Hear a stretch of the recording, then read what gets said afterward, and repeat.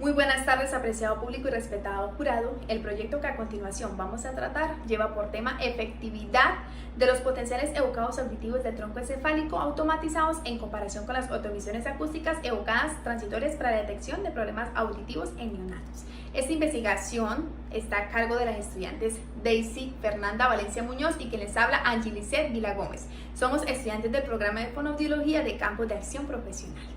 Nuestra investigación tiene una bitácora que está conformada por introducción, métodos, resultados, análisis y discusión, conclusiones, referencias bibliográficas y por último agradecimientos. A continuación les voy a hablar sobre la introducción y los métodos y por último en agradecimientos. Introducción. La audición es un proceso que respalda la comunicación entre las personas, permitiendo su óptimo desarrollo cognitivo, lingüístico y social desde la gestación, en donde su exploración funcional permite recoger información precisa y válida sobre el umbral de audición del recién nacido, al que se le realiza la valoración. Es por esto que su identificación precoz es fundamental para la minimización de secuelas posteriores. La realización de pruebas auditivas que permiten la valoración funcional de la audición van a ayudar a clarificar el diagnóstico y el pronóstico general de la pérdida auditiva. Es por esto que es indispensable valorar tempranamente al recién nacido. Por otro lado, encontramos la hipoacusia, que se define como aquella pérdida de la capacidad auditiva, en donde conlleva algunos factores de riesgo que hacen más posible su momento de aparición.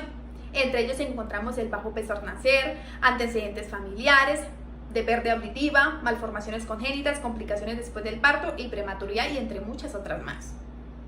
En Colombia, según el Departamento Nacional de Estadística, DANE, se encontró una prevalencia de discapacidad auditiva en 5 por cada 1000 habitantes, de los cuales el 8.22% corresponden a una población entre los 0 y los 14 años.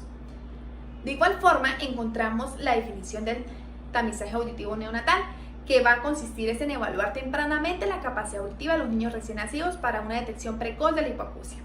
Este tamizaje es muy fundamental realizarlo antes de los 5 años. ¿Por qué? Porque hacia esa edad la plasticidad neuronal de las áreas corticales relacionadas con el lenguaje comienzan a reducirse y es vital evaluar tempranamente a los recién nacidos por ello.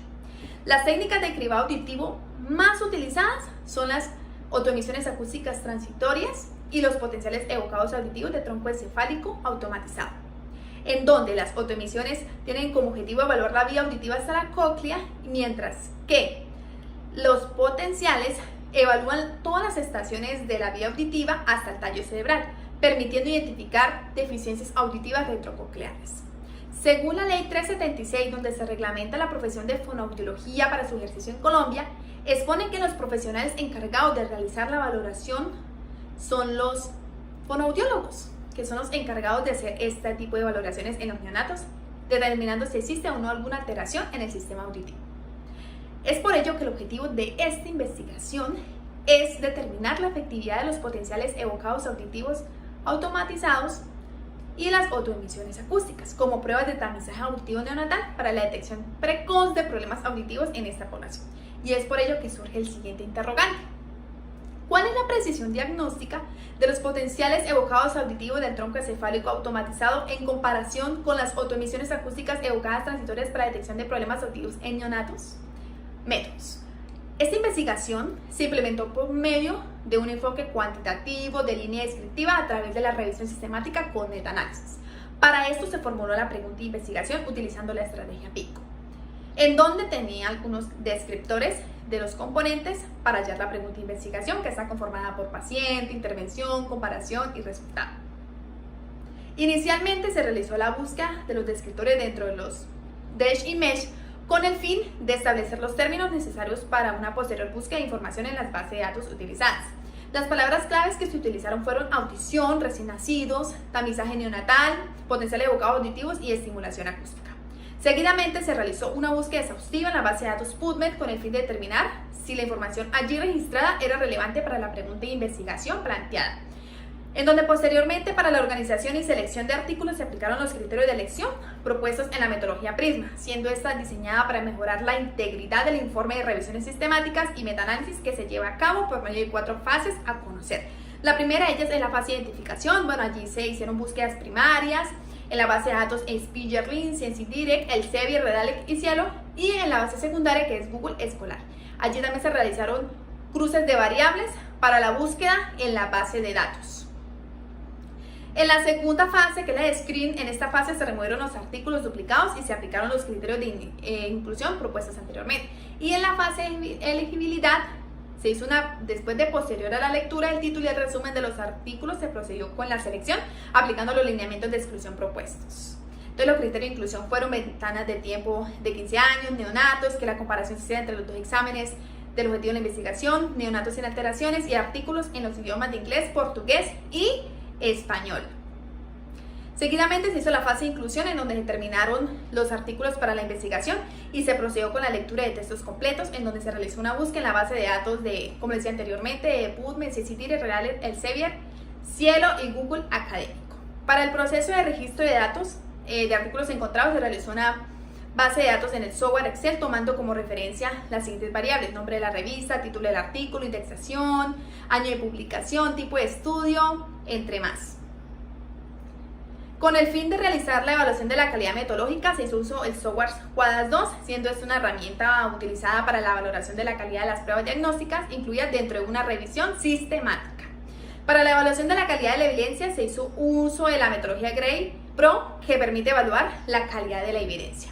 Al momento de realizar el análisis estadístico de los estudios incluidos, se tuvo en cuenta el autor, los años verdaderos, verdaderos positivos, verdaderos negativos, falsos positivos, los falsos negativos, tanto para la prueba índice como para la prueba estándar, utilizando el software REMI Manager 4.3. Seguidamente se realizó el gráfico Forest Plot, detallando la precisión diagnóstica por medio de la sensibilidad y especificidad de cada una de las pruebas. En la construcción de la curva ROC, se permitió visualizar la sensibilidad y especificidad de cada uno de los posibles puntos de corte de una prueba diagnóstica. De igual manera, se utilizó el software Metadix versión 1.4, que permite la evaluación de la heterogeneidad de los estudios, teniendo en cuenta las características clínicas, metodológicas y estadísticas.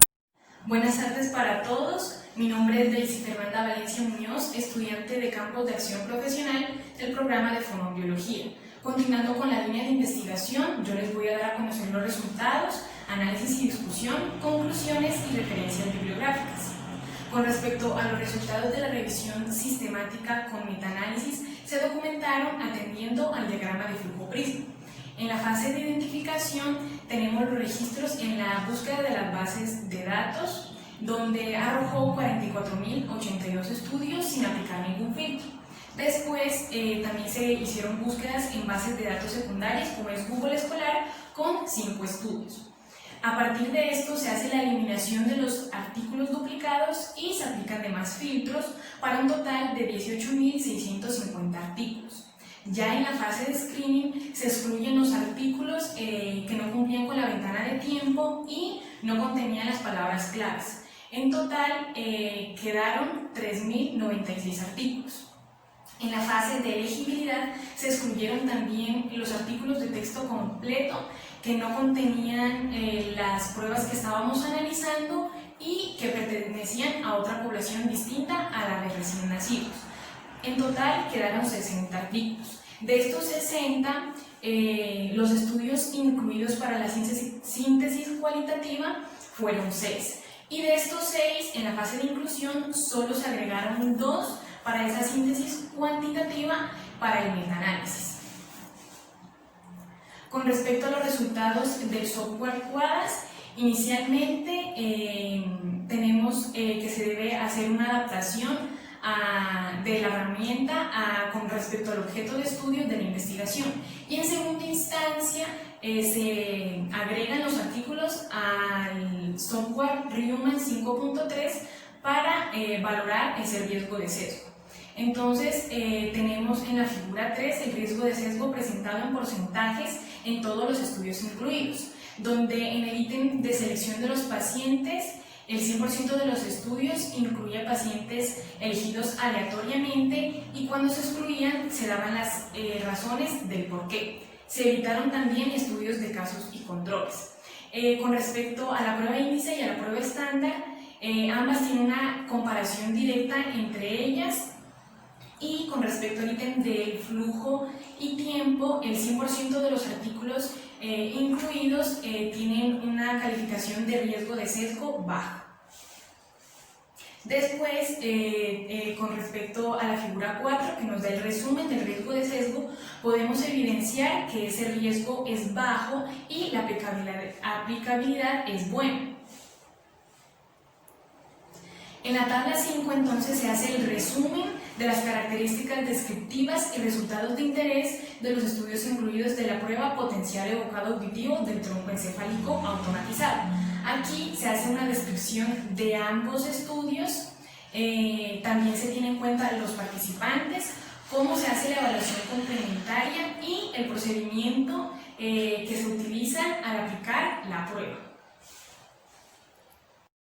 Con respecto a los resultados de la tabla 6, tenemos entonces el resumen de las características descriptivas y resultados de interés de los estudios incluidos de la prueba de emisiones acústicas evocadas transitorias. De igual manera, aquí se nombra el autor, el año y el país del estudio, los participantes con y sin hipoacusia, cómo se lleva a cabo la evaluación complementaria y el procedimiento que llevan a cabo los profesionales que aplican estas pruebas. Los procedimientos fueron aplicados por fonoaudiólogos, otorrinolaringólogos y enfermeros, teniendo en cuenta las pautas del Comité Conjunto sobre la Audición Infantil. Ya en la tabla 7 tenemos el resumen de hallazgos y de la evidencia GRED. Aquí tenemos TP, verdaderos positivos, FN, falsos negativos, TN, verdaderos negativos y FP, falsos positivos.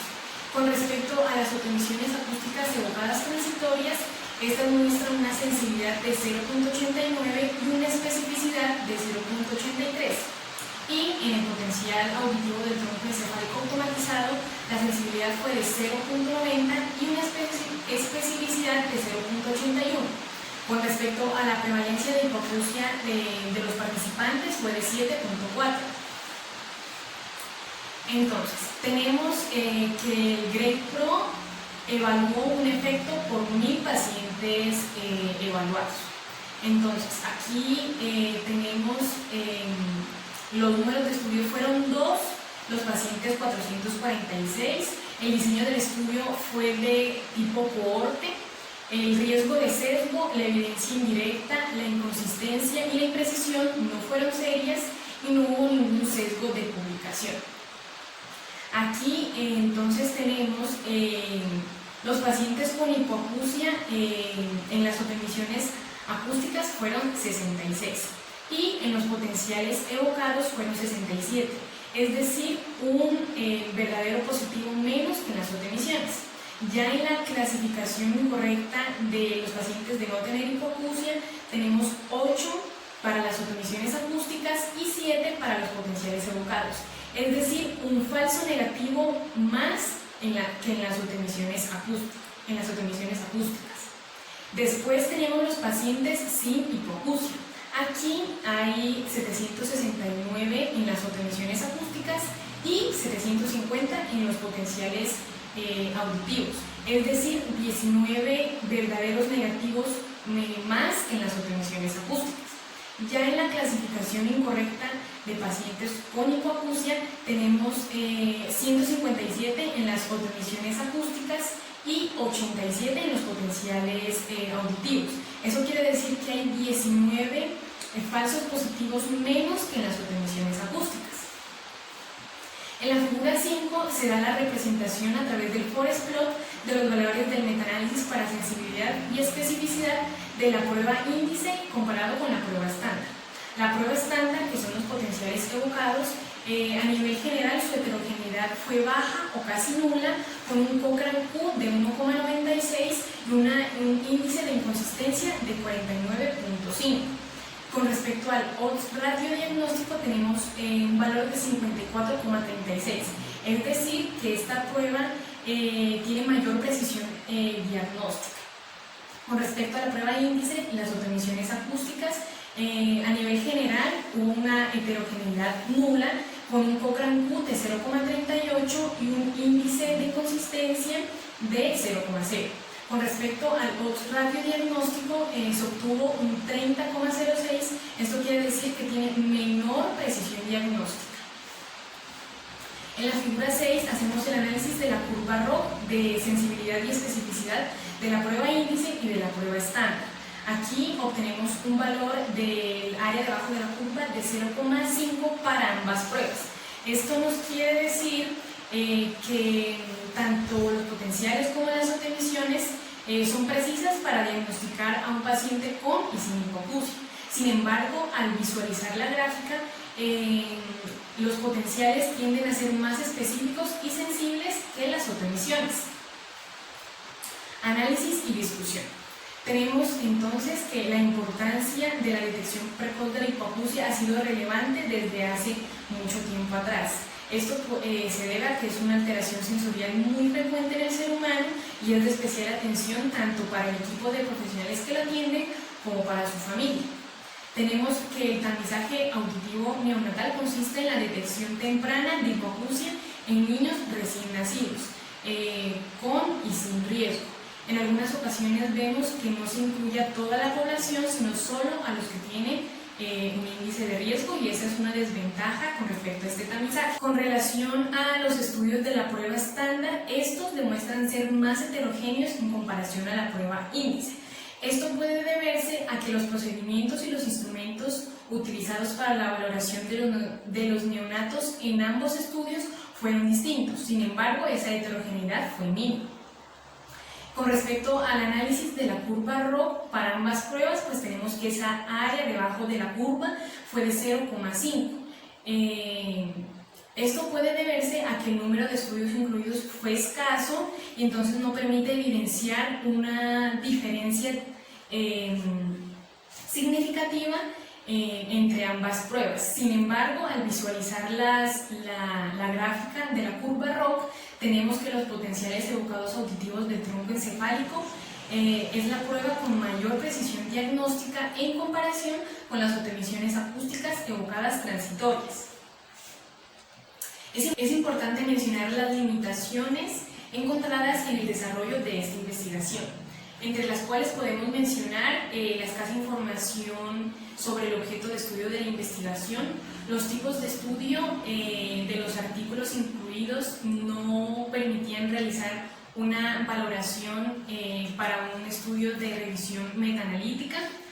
La heterogeneidad en la inclusión y exclusión de los pacientes sin tener en cuenta sus factores de riesgo, datos sociodemográficos, si habían factores de riesgo en la familia, antecedentes familiares, también si había alguna malformación genética, entre otros. El abordaje del ser humano permite el reconocimiento de la salud y del bienestar auditivo comunicativo como un derecho a la salud, y también hace parte de un derecho social y cultural de cada individuo. A través de la Ley 1980 del 26 de julio de 2019, emanada por el Ministerio de Salud y Protección Social, garantiza la aplicación obligatoria y gratuita del tamizaje auditivo a todo recién nacido, el cual permite detectar precozmente a los neonatos con o sin riesgo de padecer una hipoacusia. A partir de esto, entonces, es importante mencionar el rol del fonoaudiólogo en la realización de estas pruebas auditivas, ya que este es el profesional idóneo y capacitado para hacer la valoración de los recién nacidos desde el área específica de la audiología. También es importante mencionar la relevancia que tiene el apoyo del equipo interdisciplinario para la aplicación de estas pruebas, ya que permite realizar un abordaje tanto al neonato como a su familia. Como principales conclusiones tenemos que la prueba de referencia estándar mostró ser la prueba más robusta para la detección temprana de pérdidas auditivas en neonatos, puesto que tiene una mayor precisión diagnóstica y tiende a ser más sensible en comparación con la prueba índice. El fonoaudiólogo especialista en el área de audiología es el profesional idóneo y capacitado para evaluar de forma eficaz la audición neonatal y determinar un diagnóstico certero. En Colombia se cuenta con la normativa legal vigente que garantiza la realización del tamizaje auditivo neonatal en todo el territorio nacional. Sin embargo, algunos centros de salud no cuentan con ese profesional capacitado para llevar a cabo las valoraciones auditivas necesarias. Finalmente, nuestras referencias bibliográficas, muchas gracias.